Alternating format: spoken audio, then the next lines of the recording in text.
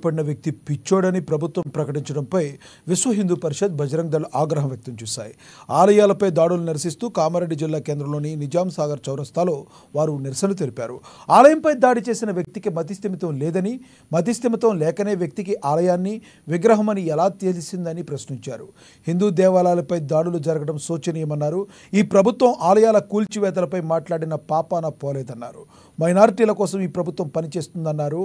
ఆలయాల రక్షణకు ప్రతి ఒక్కరూ సైనికులుగా మారాలని, లేకపోతే బంగ్లాదేశ్ వంటి ఘటనలు జరిగే అవకాశం ఉందన్నారు. హిందువులంటే చులకనగా కనిపిస్తున్నారా అని ప్రశ్నించారు. వెంటనే ఆలయాలపై దాడులు చేసిన వారిని కఠినాతి కఠినంగా శిక్షించాలని హిందూ సంఘాల నాయకులు డిమాండ్ చేశారు.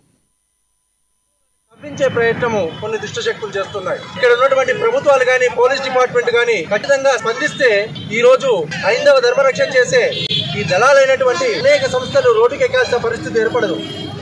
ఈ రోజు పిచ్చోడు వచ్చి తన్నాడు అంటున్నారు. పిచ్చోడు అంటే వాడిని ఏమైనా హిప్నటైజ్ చేశారా? కరెక్ట్ ఆ టార్గెట్ రీచ్ కావాలని ఏ విధంగా పిచ్చోడు స్టేట్మెంట్స్ ఇస్తాడు? మన మెడికల్ సర్టిఫికేట్స్ ఏమైనా ఉన్నాయా? పిచ్చోడు స్టేట్మెంట్స్ ఇచ్చి నిలబరించే ప్రయత్నం చేస్తున్నారు.